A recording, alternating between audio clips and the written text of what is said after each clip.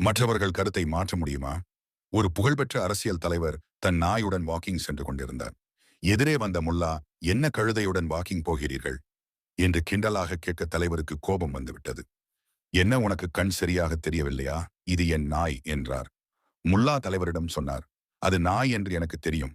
நான் கேள்வி கேட்டது அந்த நாயிடம் என்றார். தலைவருக்கு தன்னை கழுதை என்று முல்லா பரிகாசம் செய்கிறார் என்று தெரிய சிறிது நேரம் தேவைப்பட்டது. எல்லோரும் தன்னை தலைவா என்று மரியாதையுடன் அழைக்கையில் முல்லா கழுதை என்கிறாரே என்று உடனே வெகுண்டு நீதிமன்றத்தில் முல்லா மீது வழக்கு தொடர்ந்தார். வழக்கை விசாரித்த நீதிபதி முல்லா, ஒரு புகழ்பெற்ற தலைவரை கழுதை என்றழைத்தது தவறு என்றும் அந்த தலைவரிடம் மன்னிப்பு கேட்க வேண்டும் என்றும் தீர்ப்பு வழங்கினார். முல்லா நீதிபதியிடம் ஒரு சந்தேகம் கேட்டார். ஐயா, நான் கழுதையை தலைவா என்றழைப்பதில் சட்டத்தில் ஏதாவது ஆட்சேபனை இருக்கிறதா? இல்லை என்றார் நீதிபதி.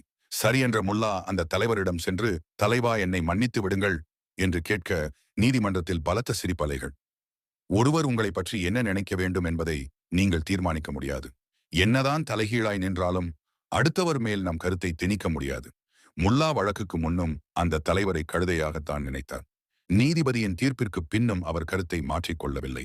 ஒவ்வொருவரும் அடுத்தவரை தங்கள் அளவுகோல்களை வைத்தே அளக்கிறார்கள். அவர்களை பற்றி அபிப்பிராயம் கொள்கிறார்கள்.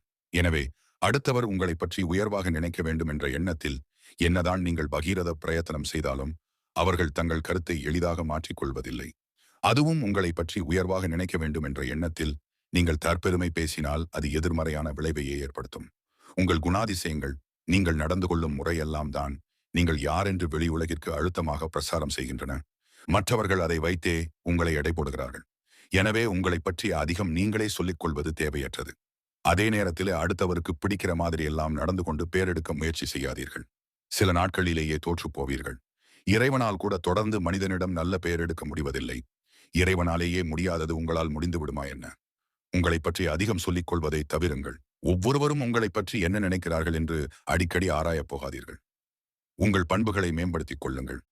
மற்றவர்களிடம் கண்ணியத்தோடு நடந்து கொள்ளுங்கள். மற்றவர்களை பற்றி நல்லதையே பேசுங்கள். அப்படியும் ஒரு சில சமயங்களில் உங்களை பற்றி வரும் எதிர்மறை விமர்சனங்களை பெரிதுபடுத்தாதீர்கள்.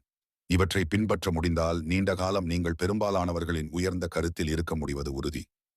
வாழ்க வளமுடன்.